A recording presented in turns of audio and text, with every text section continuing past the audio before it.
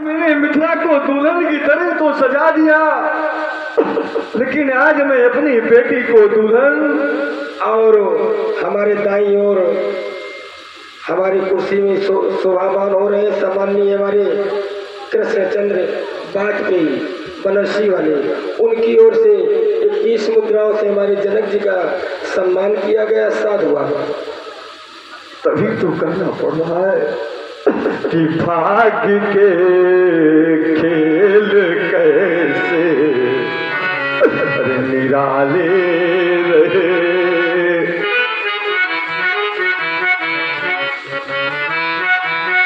अरे मैं आपके भाग्य का दोस्त हूँ कि आज मैं अपने भाग्य का दोस्त हूँ या दुर्भाग्य कहूँ मैं अपनी बेटी का। तभी तो कहना पड़ रहा कि भाग्य के खेल कैसे अरे निराले रहे और लाख चाह मगर अरे पार पा ना सके।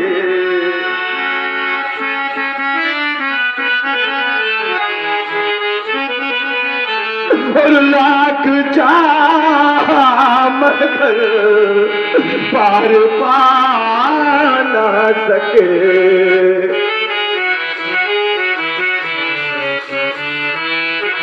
कि सारी रच ना ये रुचि रुचि अरे सजाई गई।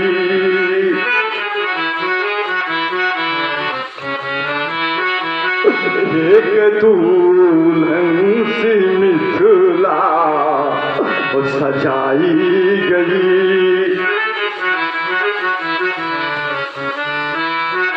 पर जिसको पहना था दुल्हन वो कुंवारी रही।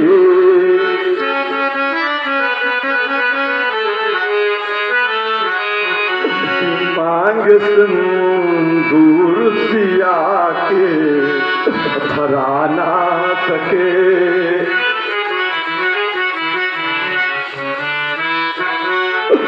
मांग दूर सिया के भरा ना सके।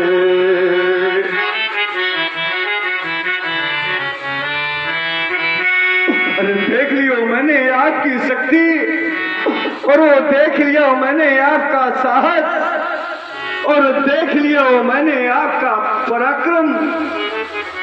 जब आपका पराक्रम देख लिया तो अपने में अंतिम निर्णय में पर पहुंचा कि मिथिला के राजमंत्री वर जब मैंने इनकी शक्ति और इनका साहस और इनका पराक्रम देख लिया तो अंतिम निर्णय पर मैं पहुंचा कि मिथिला की राजसभा को करा दो बंद। क्योंकि आज मेरी बेटी की मांग में कोई वीर ऐसा नहीं जो मेरी बेटी की मांग में सिंदूर सुशोभित करा सके। अरे देखो ये मेरी मिथिला में कैसे कैसे ज्ञानी ये पंडित बैठे हुए, देखो ना कैसे कैसे ज्ञानी पंडित बैठे हुए। अरे ये बताओ ना आचार्य यहाँ के, क्या मैंने ये अपने मन से क्या मैंने कर लिया था? अरे मैंने तो आप लोगों से पहले प्रण के बारे में बताया। जब आपने मुझे विचार विमर्श दिया और कहा महाराज जनक आप प्रण कर लो, तब मैंने प्रण किया। तो जब मैंने प्रण किया तो आज आप लोग ये मौन क्यों हैं? जय हो। और ये आ गए हमारे, देख रहे हैं हमारे गंधर्व सीट के उत्तम कोट के व्यास हमारे सम्माननीय ठाकुर सुशील सिंह जी जो जनपद चित्रकूट से पधारे हुए हैं। उनके द्वारा जनक जी के सुंदर विलाप पर 21 मुद्राएं प्रदान हुई। बहुत बहुत साधुवाद, धन्यवाद। और यहाँ के आचार्य बोलो ना आप लोग मौन क्यों हैं? क्या मैंने आप लोगों से अपने प्रण के बारे में पूछा नहीं था? अरे पूछा था, आप ही ने तो कहा था कि महाराज आप प्रण कर लो, तो आज आप मौन क्यों हैं? बोलो ना मिथिला के पंडित ज्ञानी क्यों मौन हैं? आज आप लोगों के मुंह से किसी प्रकार की कोई आवाज नहीं आ रही, सभी मौन हो गए। ये मौन सभी क्यों पंडित ज्ञानी,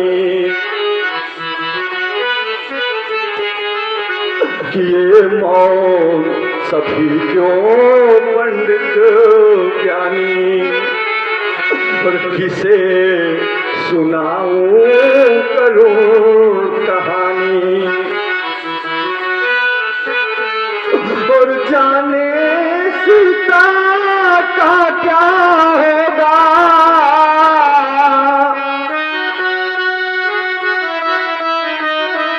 और मांग सोनी रह गई,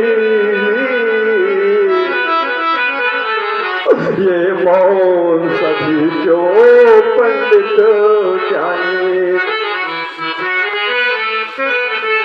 और किसे सुनाऊं करूं कहानी।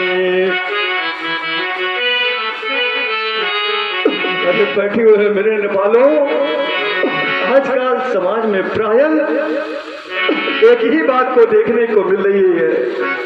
देख लिया जब मैंने आपकी साहस और वीरता, तो आओ हमारे सम्मानी कृष्णचंद्र वाजपेयी जी महाराज जो बनारसी से पधारे हुए हैं, उनके द्वारा हमारे जनक जी के बहुत ही सुंदर करुणिक विलाप पर 13 मुद्राएं और दे रहे हैं।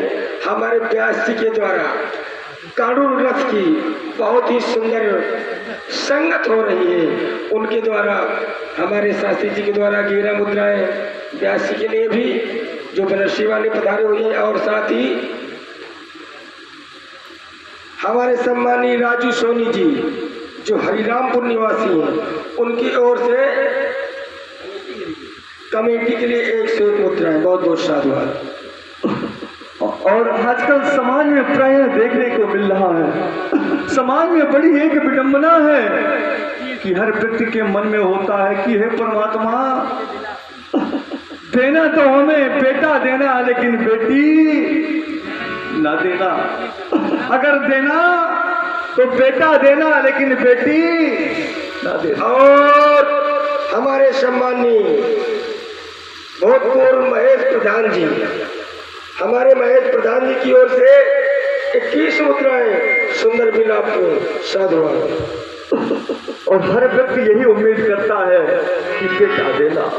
अगर माँ के कोख में अगर बेटी पल रही होती है तो लोग माँ के कोख को कोसते हैं कि तेरे कोख में बेटी पल रही है, अरे हमको तो तुमसे उम्मीद थी कि बेटा तुम हमें दोगी, बेटा कुल का दीपक है, अरे हमें तो दीपक चाहिए था, अरे तुम्हारे कोख में तो बेटी पल रही है।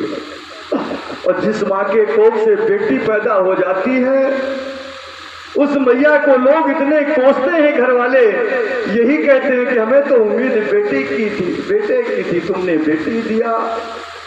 और कहीं दोबारा अगर परमात्मा की कृपा ऐसी हो जाए, दोबारा फिर बेटी पैदा हो जाए, तो उस मैया का जीना घर में दुश्वार हो जाया करता है। घर वाले उसको ताने मारते हैं, उसको जीने नहीं देते, क्योंकि उनको कुल का दीपक चाहिए। विचार करना, बेटा अगर कुल का दीपक है तो ये बेटियां क्या है महाराज? इस पे आपने कभी विचार किया कि अगर बेटा कुल का दीपक है तो ये बेटियां क्या हैं? अरे बेटियां या उस दीपक की बेटी बाती हुआ करती है। अगर दीपक में अगर ये बाती नहीं होगी तो क्या दीपक का महत्व रह जाएगा? अरे जिस माँ की कोख से बेटी पैदा हो जाती है, उस माँ की कोख धन्य हो जाया करती है, उस माँ की कोख धन्य हो जाया करती है। बेटों की लालसा करने वाले विचार कर लेना, आप लोगों के जीवन में भी ऐसी घटना घटी होगी, और नहीं घटी तो घटेगी। एक बूढ़ा पिता 4 बेटों को मेहनत मजदूरी करके 4 बेटों को बूढ़ा पिता खिला सकता है, लेकिन 4 बेटे मिल करके एक बूढ़े पिता को 2 वक्त की रोटी नहीं खिला सकते। अगर यही कान में उस बेटे के कान में आवाज पड़ जाए कि मेरे पिताजी बीमार हैं, भूखे प्यासे मेरे पिताजी सो जाते हैं, तो मेरे मित्रों बेटी कितने भी दुख में हो, बेटी वहां से सारा दुख भूल करके अपने मैके आती है और अपने पिता से कहती है कि पिताजी चलिए आप मेरे साथ, मैं आपको 2 वक्त की रोटी मैं आपको खिलाऊंगी, आपको मैं अपने साथ रखूंगी। तब भी आप लोग बेटों की उम्मीद करते हैं, तभी तो कहना पड़ रहा है, विचार कर लें आप लोग। यह हर अभिनेता मंच में आता है, अपना अपना अभिनय कर